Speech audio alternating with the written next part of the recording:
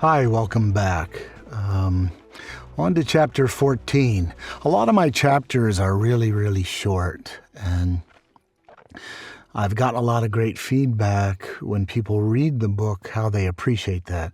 I come from a cinematic background as a filmmaker, a director, an editor, an actor, and so it feels right to me to change scenes, change angles, change camera.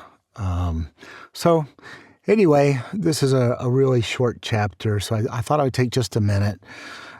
I don't profess to have the greatest voice or the greatest setup, but I have put a lot of investment and time and some money, and I'm lucky because I already knew a lot from the film.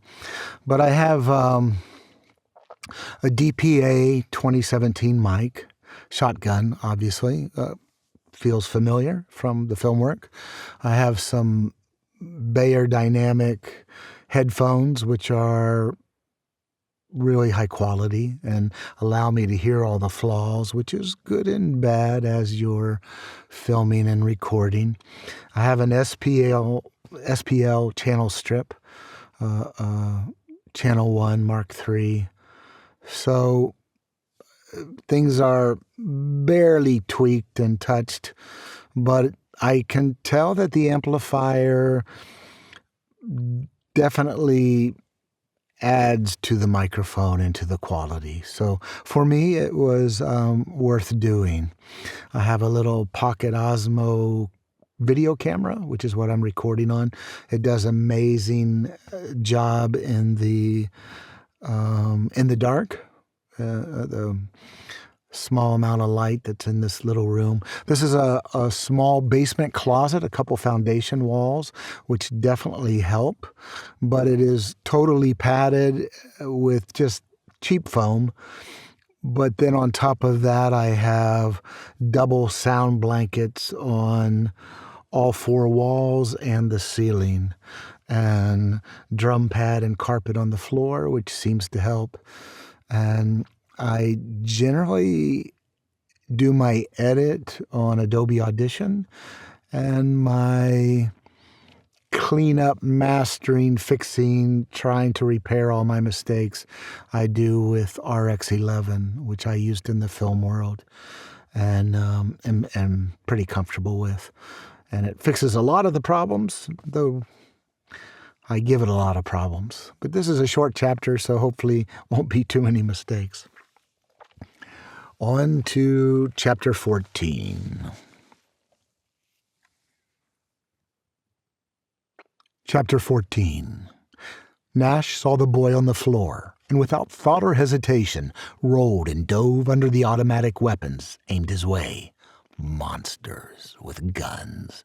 His powerful legs propelled him upward, and his open palms snapped the monster's head back, nearly tearing the hideous head off its shoulders. A stream of rounds raked close enough the heat seared flesh across his back. He twisted in midair, and using his legs, kicked off the wall to launch himself at another hideous creature. Maybe the beast had trained on the bullfights. It was able to dodge most of the hurtling body, but not the iron grip on its arm, and they both tumbled to the ground. Shingo had no idea who his savior was, but darted past the men as one landed a kick to the man's ribs. The other slammed the steel butt of his weapon against the man's head. He should stay and fight to help the man, but somewhere his father needed help. He heard distant gunfire in the lab. He glanced back long enough to see it was hopeless, as his would-be rescuer was savagely beaten. Heavy steel crashed against his skull, and for the briefest of moments, Nash had clarity. The monsters were men.